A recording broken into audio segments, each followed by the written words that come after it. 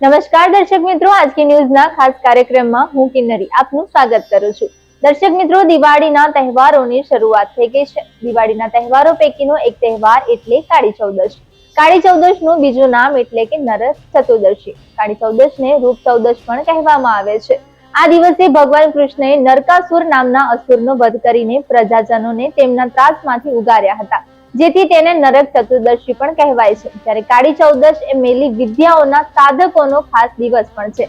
તેઓ એમ માને છે કે આજના દિવસે સ્મશાનમાં સાધના કરવાથી તેમની બધી વિધિઓ પૂર્ણ થાય છે અને તેમની વિદ્યા શક્તિ વધુ મજબૂત થાય છે। તો કાળી ચૌદશનું વિશેષ મહત્વ અને મહિમા શું છે તેના વિશે જાણીશું। તો માહિતી આપવા આપણી સાથે જોડાઈ ચૂક્યા છે પ્રતિકભાઈ શાસ્ત્રીજી। આપનું સ્વાગત કરું છું।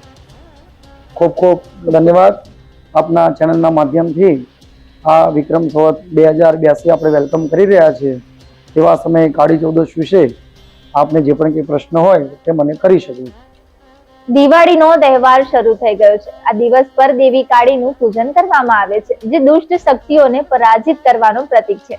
ખાસ કરીને દૈત્ય રક્તબીજ જે દર્શાવે છે કે પ્રકાશ કેવી રીતે અંધકારને પરાજિત કરે છે। કાળી ચૌદશના ઉપવાસ અને રિવાજોનું મહત્વ દુષ્ટ શક્તિઓથી સુરક્ષા મેળવવા અને દિવાળીના ઉત્સવ માટે મનાવવાનું છે। તો આજે કાળી ચૌદશનો દિવસ છે, ત્યારે કાળી ચૌદશનો મહિમા શું રહેલો છે, સૌપ્રથમ તે અમને જણાવો। ખૂબ ખૂબ આપને સુંદર પ્રશ્ન કર્યો છે। કાળી ચૌદશ આપણે જ્યારે દિવાળી આવવાની હોય એને એક દિવસ પહેલા ચૌદશ નામની તિથિ, ધનતેરસના બીજા દિવસે અને દિવાળીની વચ્ચે, દિવાળીની પહેલા અને ધનતેરસ પછી જે દિવસ આવે તેને આપણે કાળી ચૌદશ તરીકે માનીએ છીએ। કાળી ચૌદશ એટલે કે એક શક્તિની આરાધનાનું બિંદુ। શક્તિ એવા પ્રકારની શક્તિ કે જેને કહીએ કે આજના જમાનાની અંદર જેને કાલા જાદુ તરીકે મનુષ્ય ઓળખે છે, તેવી નકારાત્મક ઉર્જાઓ આપણા શરીરમાંથી બહાર જતી રહે। કોઈનું કરેલું હોય, કોઈની ખરાબ નજર હોય, કોઈના દ્વારા કોઈ પણ રીતે કોઈની જાળમાં ફસાયેલા હોઈએ, આપણા શરીરમાં નેગેટિવ ઉર્જા હોય તો તે બધી દૂર કરવાનો એક દિવસ એટલે કાળી ચૌદશ। આપણા પોતાના શરીરની અંદર પોઝિટિવ ઉર્જા ઉત્પન્ન કરવા માટે જેની સાધના કરી શકીએ અને જે તે દેવતાઓને આરાધના કરી અને તે મંત્રને સિદ્ધ કરી શકીએ, તે દિવસ એટલે કાળી ચૌદશ। કાળી ચૌદશના દિવસે સાત્વિક દેવતાઓની સાથે સાથે તામસી દેવતાઓની પણ પૂજા વિધિ આપણા ધર્મમાં કરવામાં આવે છે। કાળી ચૌદશના દિવસે 3 દેવીની અંદર મહાકાલીનું વિશેષ રૂપે પૂજન થાય છે। મહાકાલીની આરાધના, ભગવાન હનુમાનજીની એટલે કે વીરની આરાધના, હનુમાનજીની આરાધના, ભગવાન ભૈરવની આરાધના, અઘોરની આરાધના અને તંત્ર માર્ગના તમામ દેવી દેવતાઓની આરાધના કરવાનું કાર્ય એટલે કાળી ચૌદશ છે। તો આવી કાળી ચૌદશના દિવસે આપણે પણ એક દિવ્ય શક્તિને પામવા માટે, જેવી રીતે કે ધનતેરસની પૂજાથી આપણને ધન પ્રાપ્ત થાય, કોઈ મનુષ્યની પાસે ધન હોય, કોઈની પાસે 50 કરોડ રૂપિયા પડ્યા હોય અને તેને લગાડવા હોય કે ફેક્ટરી બનાવી છે,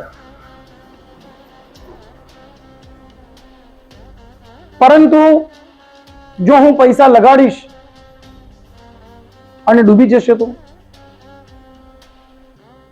તેવો જુસ્સો ને તેવી તાકાત જેને જોઈતી હોય, તેવી તાકાત જેને જોઈતી હોય, સાહસ કરવા માટે જેને વીર્ય જોઈતું હોય, તો તેણે આ કાળી ચૌદશના દિવસે વિશેષ પૂજા અર્ચના કરવી જોઈએ। માટે આ કાળી ચૌદશના દિવસે અનેક દેવોની, અનેક દેવીઓની અને જુદા જુદા રીત રિવાજોના પ્રમાણે જુદી જુદી આરાધના રહેલી છે। સાત્વિક દેવતાઓની પૂજા આપણે જેમ પદ્ધતિસર કરીએ છીએ તેમ કરવી, પણ વિશિષ્ટ આરાધના કરવા માટે પોતાના ગુરુના માર્ગદર્શન હેઠળ બીજાનું અહિત ન થાય અને બીજાનું અહિત ન કરતા, ખોટો વિચાર ન કરતા પોતે પોતાનું કલ્યાણ કરી શકે તેના માટે પોતે આરાધના કરે, તેના માટેનો આ સુંદર દિવસ એ કાળી ચૌદશનો દિવસ છે. જી શાસ્ત્રીજી, સાથે સાથે પૂછવા માંગીશ કે કાળી ચૌદશ નું બીજું નામ રૂપ ચૌદશ પણ કહેવાય છે. આજના દિવસે ખાસ સ્ત્રીઓ સજી ધજીને રહેતી હોય છે, ખાસ શણગાર કરતી હોય છે, તો તેના પાછળનું મહત્વ શું છે? પાછળનું મહત્વ એટલું છે કે હિરણ્યગર્ભ નામનો એક રાજા હતો. તેણે બહુ તપસ્યા કરી. એટલી વિશિષ્ટ તપસ્યામાં એ ઊંડો ઉતરી ગયો કે વર્ષોના વર્ષો વીતી ગયા, અને જેના કારણથી તેના શરીરની અંદર કીડા જામ્યા, કીડા પડ્યા. જેના શરીરની અંદર ઉધાઈ જામી ગઈ, રાફડો થઈ ગયો અને એમાં કીડા પડ્યા, એટલે એનું શરીર બગડી ગયું. ત્યારે તેવા સમયે નારદ મુનિ પ્રગટ થયા અને નારદ મુનિને વિનંતી કરી. ત્યારે નારદ મુનિએ તેને રસ્તો બતાવ્યો કે તું આજના દિવસે, એટલે એ દિવસે કાળી ચૌદશ, કે આજના દિવસે પરમાત્માને પ્રાર્થના કરી, ઈશ્વરને પ્રાર્થના કરી, અને તું આજના પવિત્ર દિવસે તારા શરીર ઉપર લેપન કર. લેપન અનેક પ્રકારના હોય, એમાં તમે દરેક મનુષ્યના ઘરમાં સામાન્ય તેલ તો જોવા મળી જ જાય. તો હાથમાં તેલ લઈ, જેમાં તલનું તેલ હોય, સરસવનું તેલ હોય, કાચું તેલ હોય, ખોપરેલનું હોય, નારિયેળનું હોય. જેમાં સરસવનું તેલ સર્વશ્રેષ્ઠ, બીજા નંબરમાં તલનું તેલ, ચમેલીનું તેલ, કોઈ પણ તેલથી પોતાના શરીર ઉપર લેપન કરી અને બીજા દિવસનો દિવાળીનો સૂર્ય ઉગે તેના પહેલા સ્નાન કરો. કાર્તિકી સ્નાન નો મહિમા છે. જેમ આપણે શ્રાવણ મહિનામાં આખો મહિનો સ્નાન કરીએ, એટલે સ્નાનનો મતલબ કે ભગવાનની આરાધના અને પૂજા કરીએ, તેમ કાર્તિક મહિનો પણ પાળવાની ગુજરાત સિવાય ઘણા બધા બહારના રાજ્યોમાં કાર્તિકી સ્નાન નું બહુ મહત્વ છે. તો કાર્તિકી સ્નાન જે લોકો કરતા હોય તે લોકો આ તેલ ચોપડીને સ્નાન ન કરે, પણ જે કાર્તિકી સ્નાન નથી કરતા તેવા દરેક લોકોએ પોતાના શરીર ઉપર તેલનું લેપન કરી અને પછી પોતે સવારે દિવાળીનો સૂર્ય ઉગે તેના પહેલા તે પોતે જ્યારે સ્નાન કરી લે તો તેના રૂપમાં નિખાર આવે છે. માટે તે રાજાએ પણ તેવું જ કર્યું અને તેનું રૂપ રૂપવાન થઈ ગયું. માટે કાળી ચૌદશની રાત્રિમાં બધી જ પૂજા પતી જાય, બધા જ કામ પતી જાય, પછી અંતે છેલ્લે દિવાળીનો સૂર્ય ઉગે તેના પહેલા સ્નાન કરી તેલ ચોપડી, એટલે કે શરીરને તેલનું લેપન કરી, જેને અભ્યંગ્ય સ્નાન કહેવાય, એને ચોપડી તેને સ્નાન કરવું જોઈએ. માટે જ રૂપમાં નિખાર આવે, માટે તેને રૂપ ચતુર્થદશી નામે ઉજવવામાં આવે છે. માટે ઘરની સ્ત્રીઓએ પણ કાળી ચૌદશના દિવસે વિશેષ રૂપે નાહી ધોઈ સજીને સોળે શ્રૃંગાર કરવા જોઈએ.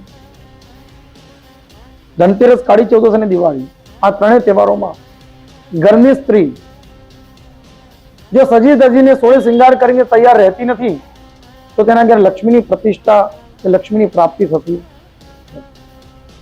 માટે આપણે જેમ બતાવ્યું કે રૂપ ચતુર્દશી, માટે આ કાળી ચૌદશના દિવસે આ રીતે સ્નાન વિધિ કરવાથી જે પરંપરા બની તે આજે પણ ચાલી આવી છે, અને જેને આપણે કાળી ચૌદશ કહીએ તેવી રીતે રૂપ ચતુર્દશી પણ કહેવામાં આવે છે.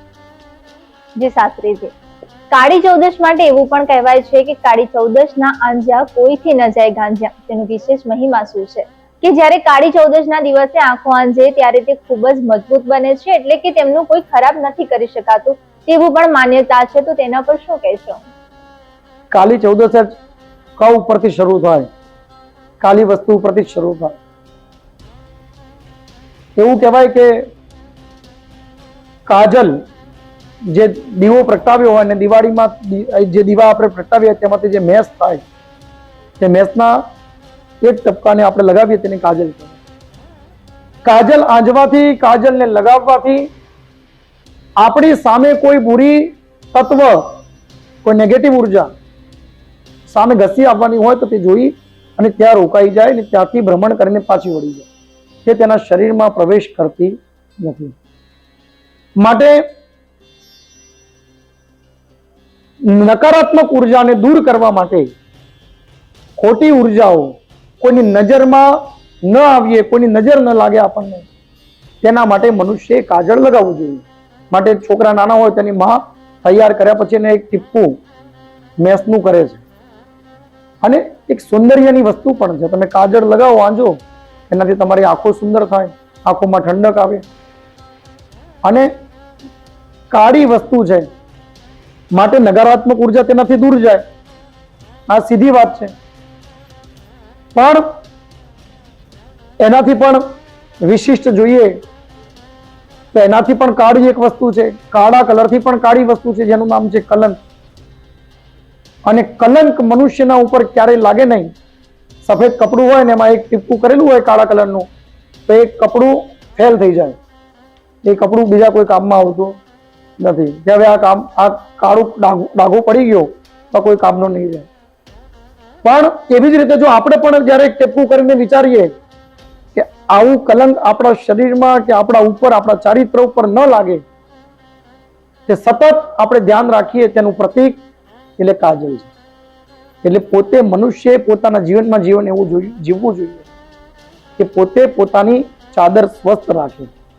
માટે કાળું ટપ્પું કરવાનો, મેસ લગાડવાનો માત્ર એટલો જ ઉદ્દેશ્ય છે કે નેગેટિવ ઉર્જાઓને દૂર કરી.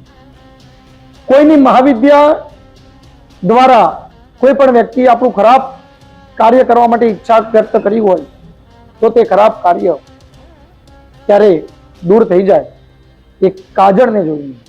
માટે કાજળનો ટીકો તેને અવશ્ય લગાડવો જોઈએ. માટે આપણે બધા કાળી ચૌદસના દિવસે ખાસ કરી પોતાના ઘરમાં દીવો પ્રગટાવી અને તેનું કાજળ તૈયાર કરી અને તે કાજલ, તે બિંદી આપણે કરવી જોઈએ. આપણા શાસ્ત્રમાં જેટલું જ મહત્વ કંકુનું છે, જેટલું જ મહત્વ હળદરનું છે અને તેટલું જ મહત્વ કાજલનું પણ છે. એ પ્રમાણે આ માહિતી મેં તમને આપી કે કાજળનો ઉપયોગ આપણે જીવનમાં આપણે કરવો જોઈએ. કહેવાય છે કે આ દિવસે ભગવાન કૃષ્ણે નરકાસુર નામના અસુરનો વધ કરીને પ્રજાજનોને તેમના ત્રાસમાંથી ઉગાર્યા હતા, જેથી તેને નરક ચતુર્દશી પણ કહેવાય છે. તો આ વિશે તમે શું કહેશો?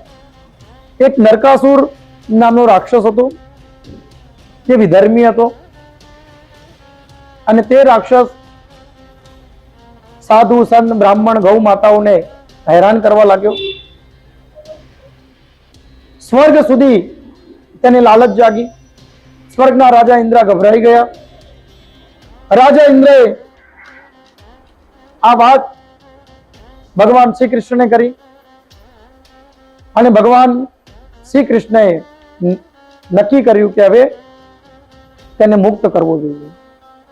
તેને એવું વરદાન મળેલું હતું કે સ્ત્રી દ્વારા જ તેનું મોત થાય.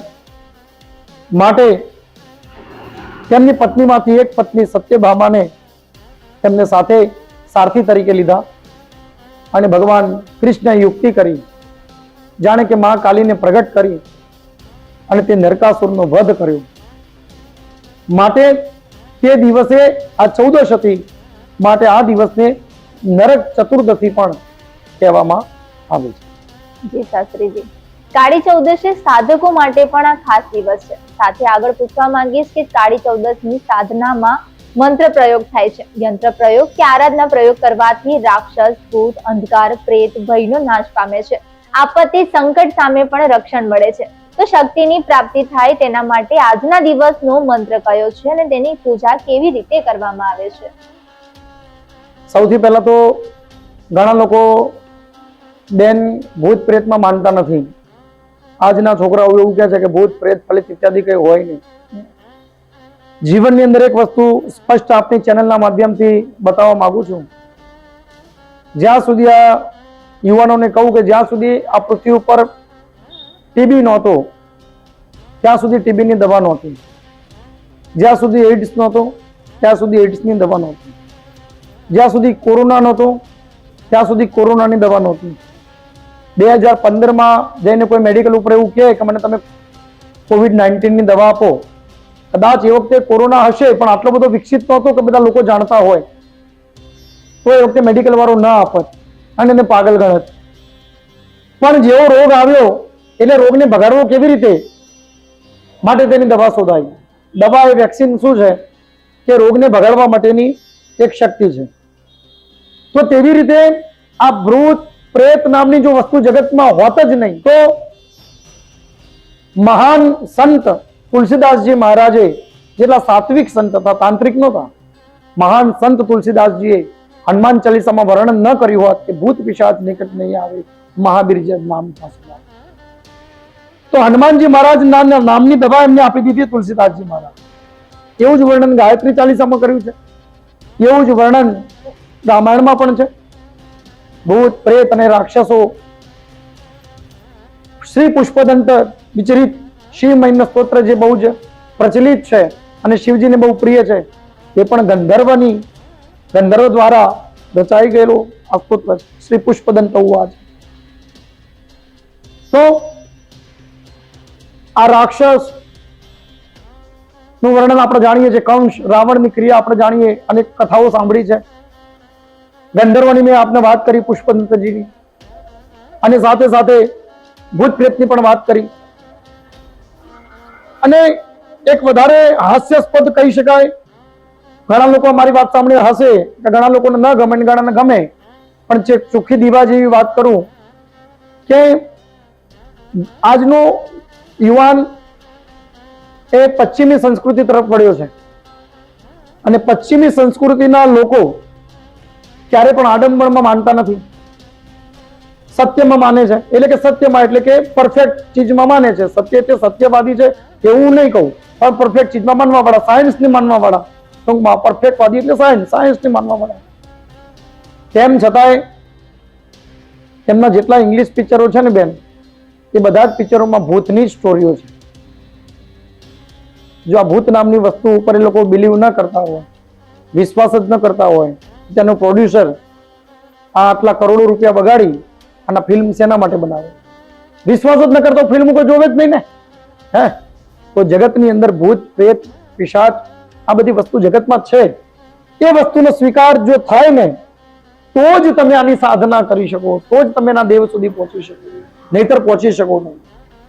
તો શરીરની અંદર નેગેટિવ ઉર્જા જ્યારે મનુષ્યમાં હોય ત્યારે મનુષ્યએ નક્કી જાણવું કે કોઈ મેલી વિદ્યામાં ફસાયેલો છે.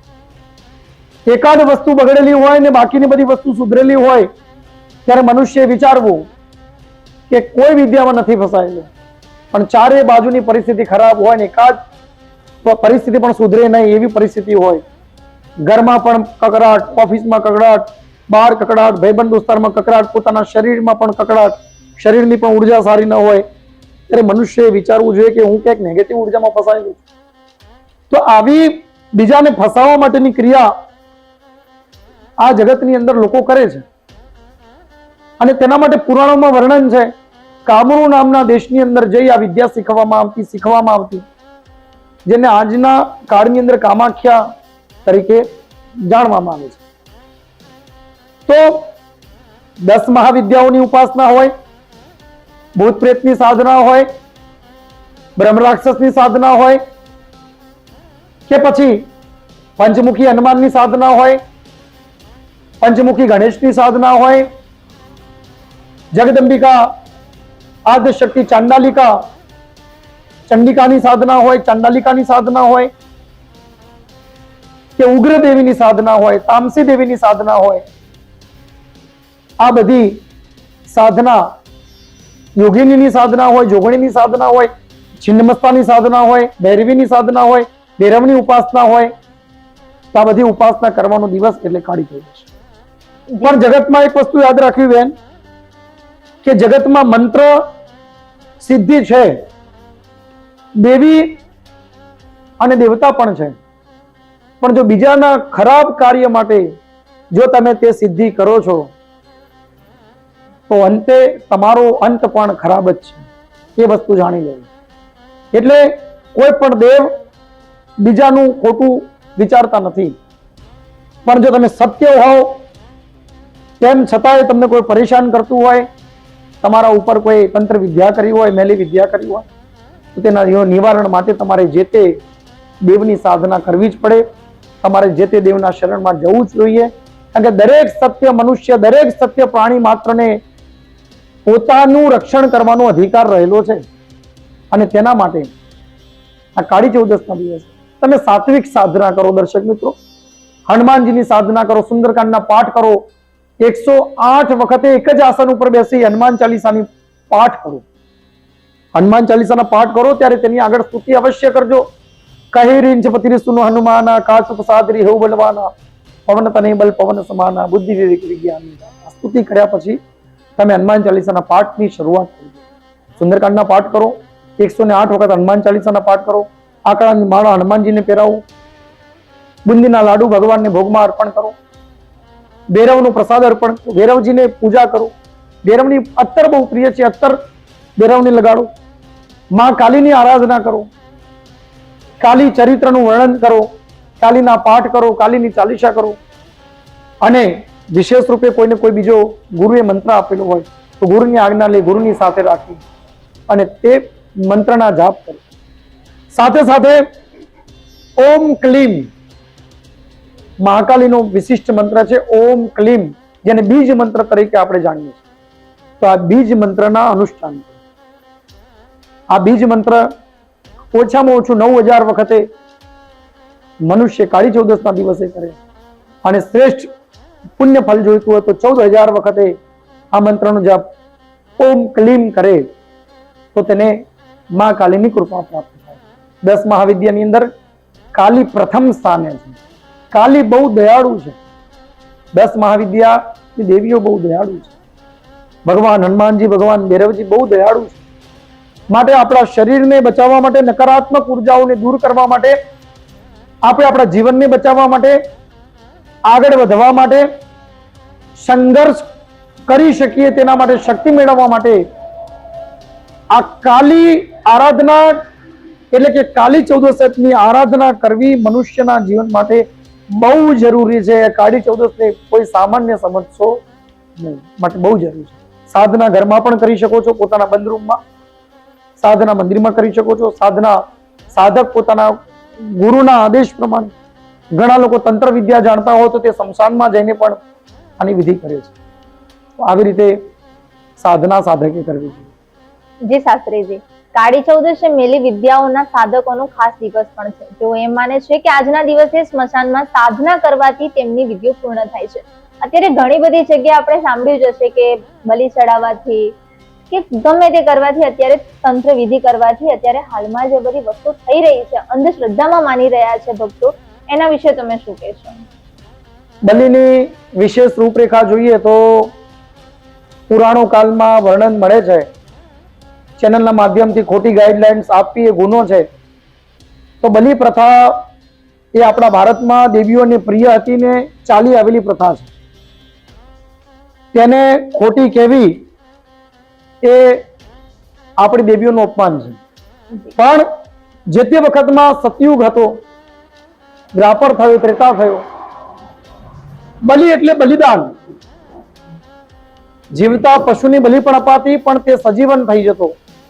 શક્તિની કૃપાથી તમારી સાધના એટલી પાવરફુલ હોય કે બલિ આપ્યા પછી તે બલિ સજીવન થતો. જેવી રીતે રાવણે પોતાનું મસ્તક કાપી કાપીને નાખ્યું અને 10 વખતે મસ્તક ભગવાન એને પાછું આપ્યું, અને રાવણ લંકાપતિ દશાનન કહેવાયો. 10 મસ્તક એને પાછા પ્રાપ્ત થયા. એટલે બલિ આપ્યા પછી તે બલિ જ્યારે જીવતો થાય તે પરંપરા હતી. એના પછી કાળક્રમ બદલાયો તો ઋષિ મુનિઓએ કોડાની બલિ એટલે કે પેઠાની બલિ આજે આપવામાં આવે છે. એના પછી નારિયેળની બલિ, એના પછી લીંબુની બલિ પણ તમે આપી શકો છો. અને વિશેષ રૂપે કરીને દેવીના માટે પોતાના સમયનું બલિદાન આપવું, તેનાથી વિશેષ મોટી બલિ કોઈ નથી. જીવ હિંસા તો કળિયુગમાં કરવી જ ન જોઈએ. પોતાના સ્વાર્થના ખાતર, પોતાના તુચ્છ લેવડ દેવડના મામલાના બાબતમાં જાણી જોઈને જે પરંપરાગત તરીકે જે આ બલિ ચાલતી આવેલી છે અને ચાલે છે, એ વિષય ઉપર હું કોઈ કોમેન્ટ નથી કરતો, પણ જાણી જોઈને તમે નવા હોય, નવા નિશાળિયા હોય ને જાણી જોઈને આવી બલી આપવી ન જોઈએ. પણ એની બદલીમાં તમે દેવીની પાસે આસન પાથરી, હાથમાં માળા લઈ, દીપક પ્રગટાવી તમે સમયનું બલિદાન આપો. એનાથી વિશેષ બીજી જીવનમાં કોઈ બલિ નથી. 2-5 હજાર રૂપિયા કે 2-5 લાખ રૂપિયા કોઈની પાસે લેવડ દેવડમાં ફસાયા છે અને કદાચ સામેવાળો નથી આપી શકતો, તો તેને જતા કરો. તેનાથી વિશેષ બલિ બીજી કઈ જગતમાં હોય? માટે આવી રીતે જો આપણે દેવીને બલિ આપીશું, જતું કરવાની કામના કરીશું, તો આજના કલિયુગની અંદર જતું કરવાની કામનાથી માં ભગવતી બલિ સ્વીકાર કરી લેશે અને આપણી ઈચ્છાને પૂરી કરશે. માટે જીવ હિંસા ન કરો તેવો ખાસ દર્શક મિત્રોને વિનંતી છે. અને જે ચાલી આવેલી પરંપરા છે તે ખોટી પણ નથી. તે પરંપરા જ્યાં ચાલતી હોય તેને સલામ અને તેને નતમસ્તક નમસ્કાર છે. પણ નવા વ્યક્તિ કોઈ પણ જાણ્યા જોયા વગર, શાસ્ત્રને સમજ્યા વગર, દેવીના રૂપ અને વર્ણનને સમજ્યા વગર, તેના સ્થાન વિશેની મહિમાને સમજ્યા વગર તમે તમારી જાતે કરીને પોતાના શોખ ખાતર જો બલિ આપતા હોય તો તે બલિ ભગવતી સ્વીકારતી નથી. તે બલિની બદલીમાં ભગવતીને તમારું સમયનું દાન આપો અને તમે આરાધના કરો, સાત્વિક આરાધના કરો. બલિ આપવાની બહુ ઈચ્છા હોય તો એક નારિયેળ વધેરી દેજો. બલિ આપવાની બહુ ઈચ્છા હોય તો એક લીંબુ ફોડી દેજો. બલિ આપવાની બહુ જ ઈચ્છા હોય તો માતાજીને સુખડી અથવા તો માતાજીને મીઠાઈનો પ્રસાદ અર્પણ કરી માતાજીને ધરાવીને પોતે જમજો. બસ આ જ મારું કહેવાનું છે. જી શાસ્ત્રીજી, એક સવાલ એ પણ પૂછવા માંગીશ કે અત્યારે હાલમાં જે કાળી ચૌદશનો દિવસ છે ત્યારે માતાજીને નૈવેદ્યમાં શું ચડાવવામાં આવે છે? માતાજીને નિવેદની અંદર કાળી ચૌદશના દિવસે તીખી અને તમતમતી આઈટમો પ્રસન્ન છે. માતાજીને તીખી આઈટમો બહુ પસંદ છે. તીખી અને તમતમતી આઈટમો જેની અંદર ભજીયા, ગોટા, સ્વાદિષ્ટ તીખા તમતમતા વડા, પૂરી, કચોરી, સમોસા, તીખી સેવ, આ બધી વસ્તુ માં ભગવતીને અર્પણ કરવી જોઈએ. અને સાથે સાથે તમે બનાવેલી કોઈ એવી વડા, પૂરી વગેરે તમારા ઘરની અંદર રાત્રિમાં ઘરે આવ્યા પછી જ્યારે ઘર પરિવાર એક થઈ જાય, બધા પરિવારના લોકો આવી જાય, ત્યારે માથા ઉપરથી તેને આમ 14 વખતનો નિયમ છે, પણ 14 વખતે ન ઉતારી શકો તો માત્ર 7 વખતે ન ઉતારી શકો તો માત્ર 1 વખતે, 5 વખતે, 4 વખતે તેના શરીર ઉપર ઉતારી અને 4 રસ્તા ઉપર મૂકવી, તેને કકડાટ કાઢવાની પરંપરા એ આપણા ભારતમાં આવેલી છે. માટે તે 4 રસ્તાની દેવી ચરકીય નમઃ, વિદારીય નમઃ, પાપ રાક્ષસીય નમઃ, પૂતનાય નમઃ, આ 4 દેવીને, 4 રસ્તા દેવીને બલિ જતી હોય છે. માટે જે કકડાટ ઉતારવાની ક્રિયા આપણે મનુષ્ય કરવી જોઈએ.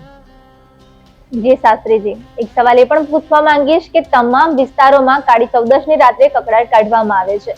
આ દિવસે સાંજે ભૂતના નૈવેદ્ય ધરાવી કકડાટ કાઢવાની માન્યતા છે. એવું કહેવાય છે કે જે પણ ઘરેથી 4 રસ્તા પર આ રીતે વડાના નૈવેદ્ય ધરાવી અને કકડાટ કાઢવામાં આવે છે ત્યારે એ ઘરમાં ક્યારેય કંકાસ કે કલેશ થતો નથી. તો તેના વિશે જણાવો કે આ કેવી રીતે કરવું? મેં આપને વાત પૂર્વે બતાવી કે આ વાત સનાતન સત્ય છે કે જેવી રીતે ઘરના દેવી દેવતા કંઈક માંગતા હોય ને એવી જ રીતે બહારના દેવી દેવતા, તમે રોજે રોજ તમે 4 રસ્તાથી પસાર થઈને તમે તમારા ઘેર આવો છો ત્યારે 4 રસ્તાના જે દેવતા હોય તે ઉગ્ર દેવતા કહેલા છે. તેનું નૈવેદ્ય જો તમે 12 મહિનામાં 1 વખતે અર્પણ કરો છો, તમારા પ્રતિ વ્યક્તિના મસ્તક ઉપરથી ઉતારી જેટલા ઘરમાં સભ્યો હોય તેટલા સભ્યોના ઉપર તે કકડાટના સ્વરૂપે તે વસ્તુને ઓછામાં ઓછું 4 વખત, વધારેમાં વધારે કે 14 વખતે ઉતારી અને જો 4 રસ્તામાં મૂકી આવવામાં આવે, પાણીના કળશ વડે તેનું કુંડાળું કરી તેમાં મૂકી દેવામાં આવે તો તે 4 રસ્તાના દેવને જાય છે. 4 રસ્તામાં દેવ પણ હોય, ભૂત પણ હોય, પલિત પણ હોય, પિશાચ પણ હોય, શાકણ ડાકણ પણ હોય. તેમ 4 રસ્તાના જુદા જુદા દેવતાઓ રહેલા છે. ભૂત પ્રેત એક અલગ વસ્તુ છે, તાંત્રિક દેવીઓ અલગ વસ્તુ છે, સાત્વિક દેવી અલગ વસ્તુ છે અને 4 રસ્તાના દેવતાઓ અલગ વસ્તુ. માટે 4 રસ્તાના દેવોને જે આપણે અર્પણ કરીએ છીએ તે ભૂતને નથી જતું, તે 4 રસ્તાના દેવતાઓને જાય છે. જ્યારે ચાર રસ્તાના દેવતાઓ તે ભોજન માણી લે અને એમાંથી જે કોઈ વધ્યા ઘટા ટુકડા પડ્યા હોય તો તે ભૂત પ્રેતને અર્પણ થાય છે. અને જ્યારે મનુષ્ય પોતાના તાંત્રિક દેવોને જેને સાધ્યા હોય તો તેને પણ તેનું નૈવેદ્ય અર્પણ કરે અને તે પ્રમાણે તે નૈવેદ્ય મૂકે. જેટલી જ તીખી વસ્તુઓ પ્રિય છે તેટલી મીઠી પણ પ્રિય છે, પણ સૌથી વધારે તીખી વસ્તુઓ વધારે પ્રિય છે.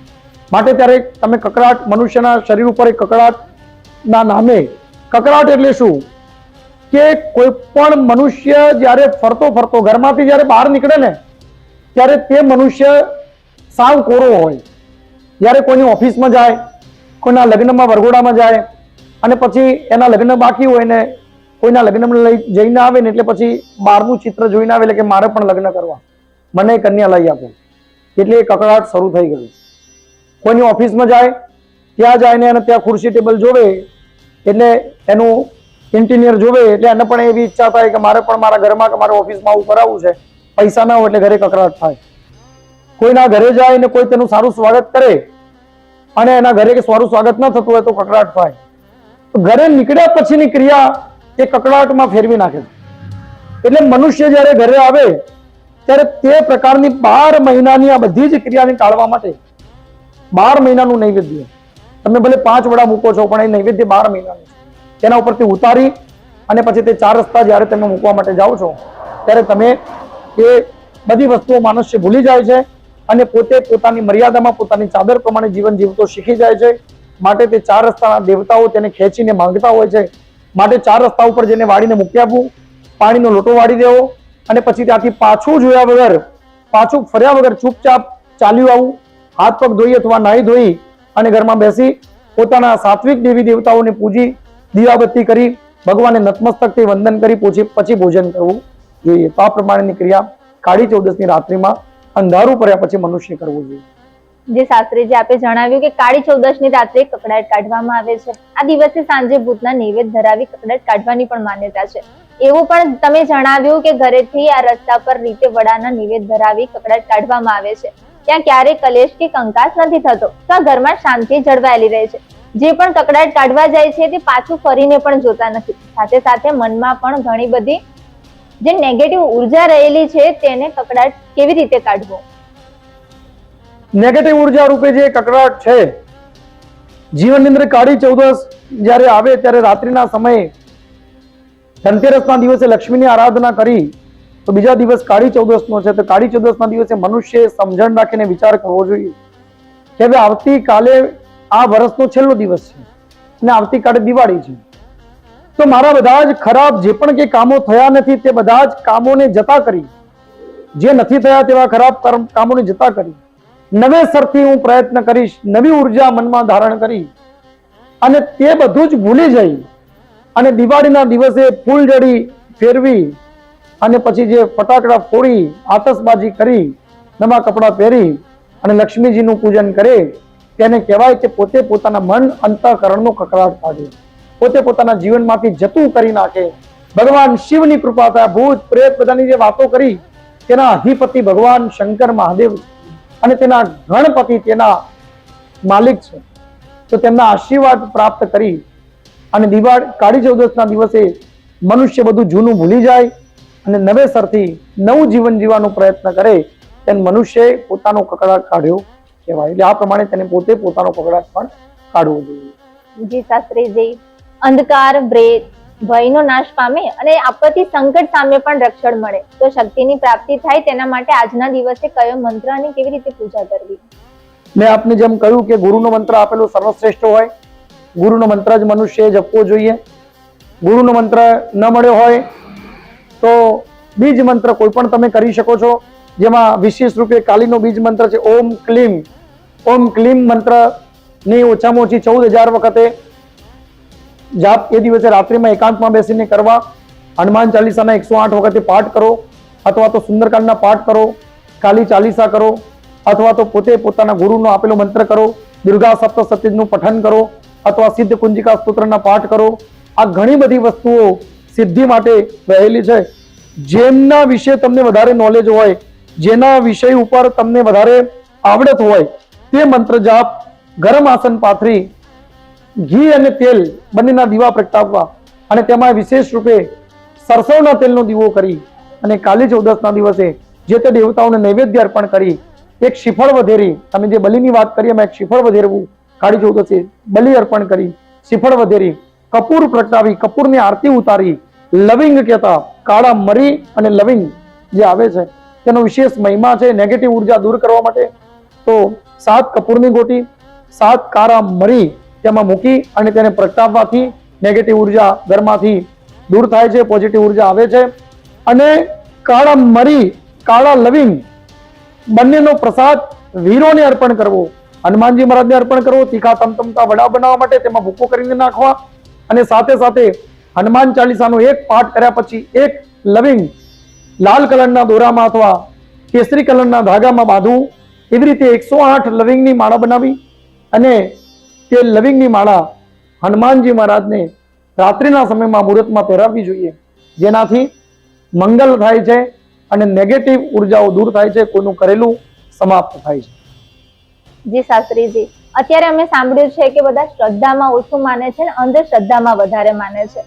બાળક નથી થતું તો બ્રાહ્મણ પાસે જાય છે, મહારાજ પાસે જાય છે, કે કઈ પણ હોય છે તો બસ ત્યાં પહેલા મુહૂર્ત જોવડાવો, આમ કરો. પણ શું એનાથી એ વસ્તુ બરાબર છે કે તમે એ ડોક્ટર પાસે જવું જોઈએ?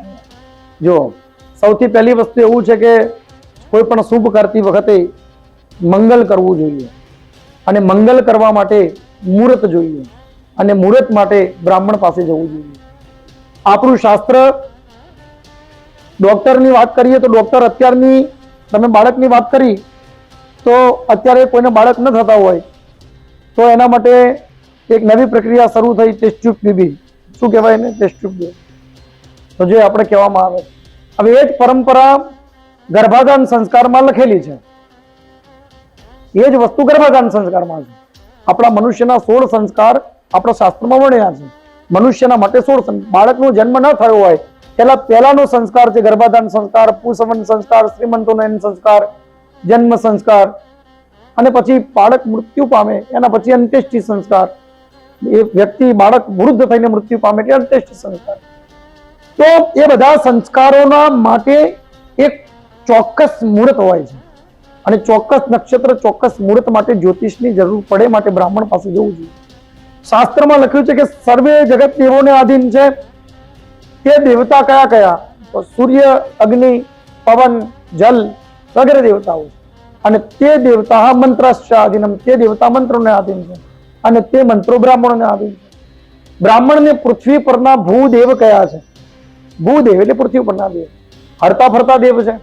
માટે કોઈ શુભ કાર્ય કરવું હોય તો એક પિતા તરીકે, ગુરુ તરીકે આપણે એમના આશીર્વાદ લેવા જઈએ, તેમનું મુહૂર્ત જોઈએ અને પછી ડોક્ટર પાસે જઈએ તો એ આપણું વધારે મંગલ થાય. બાકી એવું નથી કે ન જવું જોઈએ અને એવું પણ નથી કે જવીને જ જવું જોઈએ. તમારી શ્રદ્ધા કેટલી છે, તમે શેમાં માનો છો, તમારી આવડત શેમાં છે, તમને શેમાં વિશ્વાસ છે, તે પ્રમાણે જો તમને તમારા ગુરુમાં વિશ્વાસ હોય, તમને તમારા પરમાત્મામાં વિશ્વાસ હોય, બ્રાહ્મણમાં વિશ્વાસ હોય, જ્યોતિષમાં વિશ્વાસ હોય, હિન્દુ ધર્મમાં વિશ્વાસ હોય તો વિશ્વાસને ફોલો કરવા માટે આપણે બ્રાહ્મણ પાસે જવું જોઈએ અને મુહૂર્ત જોવડાવવું જોઈએ. અત્યારે હોસ્પિટલો અત્યારે બની, દવાઓ અત્યારે પ્રગટ થઈ, પણ પૂર્વકાળની અંદર આયુર્વેદિક પદ્ધતિ ચાલતી હતી. જેને આયુર્વેદિકના ડોક્ટર બનવું હોય એટલે કે વૈદ્ય બનવું હોય તે વૈદ્ય જ્યોતિષી થવું પડે, પેલા જ્યોતિષ ભણવું પડે તો જ એ આયુર્વેદિકનો ડોક્ટર થાય. આવું શાસ્ત્રમાં વર્ણન છે અને એ જ પ્રમાણે આજનો વૈદ્ય પણ, વૈદ્ય સાહેબ જે કહીએ, વૈદ્ય સાહેબ પણ જ્યોતિષને જાણે. જ્યોતિષના પ્રમાણે સૂર્ય, ચંદ્ર, નક્ષત્ર, યોગ, કરણ, ઋતુ તેના આધારે નિર્ણય લઈને નક્કી થાય કે હવે આને આ પ્રમાણેની પ્રક્રિયા કરવાથી, આ દેવની આરાધના કરવાથી, આ દેવની સાધના કરવાથી તેની રાશિ નક્ષત્રના આધારે તેને તે ફળે અને તે પ્રમાણે તેની ઈચ્છા મહેચ્છાઓ પૂરી થાય. બાકી જન્મવું, મરવું અને જન્મવું આ બધું પરમાત્માની ઈચ્છાથી છે. પરમાત્માની ઈચ્છા વગર તેને કોઈ પામી શકતું નથી. પાંદડું પણ ઈશ્વરની ઈચ્છા વગર હલી શકતું નથી. પણ આપણા વડીલો, આપણા વિદ્વાનો, આપણા ઋષિમુનિઓ જે પણ કહી ગયા છે તે પ્રમાણે આપણે આપણા ધર્મને ફોલો કરવા માટે બ્રાહ્મણ દેવતા પાસે જઈ સાત્વિક પૂજા વિધિ કરવી, ખોટી રીતે આડંબરવાળી પૂજા વિધિ કરી અને ગમે તેવી રીતે કોઈ પણ મંત્ર જાપ કોઈના જોયા જાણ્યા વગર ગમે તે પડીને આપણે કરીએ તો તેને અંધવિશ્વાસ કહેવાય.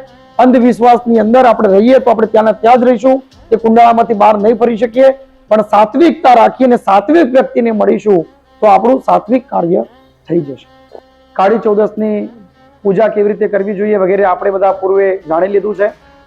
કાળી ચૌદસની વિશેષ માહિતી ચેનલના માધ્યમથી આમ સાર્વજનિક રીતે ના આપી શકાય, અમુક વિધિ અલગ રીતે હોય, પણ તેના મુહૂર્તો હું આપને બતાવું છું. જે ગુરુમંત્ર આપણને મળ્યો હોય એ ગુરુમંત્રના આધારે તે મુહૂર્તની અંદર આપ સાધના કરજો અને કોઈ પણ જાતના ભય રાખ્યા વગર તમે સિદ્ધિને પ્રાપ્ત કરજો. તો કાળી ચૌદસ 19 તારીખ 19/10/2025 બપોરે 1:59 બેસે છે, જે 20/10/2025 બપોરે 3:44 સુધી કાળી ચૌદસ રહેલી છે. તો તેનું મુહૂર્ત છે 19 તારીખ અને રવિવારના દિવસે બપોરે 2:10 થી 3:40 સુધી અને સાંજે એટલે કે રાત્રિના સમયે વિશેષ કરીને કાળી ચૌદસનું મુહૂર્ત સાંજે 6:40 થી 11:10 સુધી અને મધ્યરાત્રિ પછી રાત્રે 2:10 થી 3:40 સુધી અને પછી 5:10 થી 6:40 સુધી આ પ્રમાણે 19 તારીખનું મુહૂર્ત છે. વિશેષ રૂપે 20મી તારીખ અને સોમવારના દિવસે વહેલી સવારે 6:40 થી 8:10, સવારે 9:40 થી 11:10 અને બપોરે 2:10 થી 3:44 સુધીનું મુહૂર્ત છે. રાહુકાળ સાંજે 4:22 થી 5:47 સુધી રહેલો છે. માટે આ પ્રમાણે વિશિષ્ટ મુહૂર્તમાં સાધક લોકોએ રાત્રિના સમયે જ સાધના કરવી જોઈએ. જો કદાચ મુહૂર્ત મિસ થઈ જાય તો કોઈ ચિંતા કરવી નહીં, કારણ કે આપણા જ બધા ગુરુઓ, આપણા જ ઋષિમુનિઓના શિષ્યોએ અનેકો જગ્યાએ ભારત વર્ષની અંદર શુભ મુહૂર્ત કરી લીધેલું હોય છે, દીપ પ્રજ્વલિત કરી લીધેલો હોય છે, મંદિરમાં કાલી મંદિરોમાં પણ દીપક પ્રગટ થઈ ગયેલો હોય છે, જેથી કરી આપણે કદાચ મુહૂર્ત મિસ થઈ ગયેલું હોય તેમ છતાંય પણ યોગ્ય સમયે બેસી પવિત્ર થઈ અને આપણે આપણી સાધના કરવી જોઈએ. એટલે સર્વે સાધકોને, સર્વે ભક્તોને અને સર્વે હિન્દુ ધર્મના લોકોને જય મા કાલી. વાહ શાસ્ત્રીજી, ખૂબ જ સરસ, ખૂબ જ સારી રીતે આપે કાળી ચૌદસના દિવસ વિશેનો મહિમા જણાવ્યો.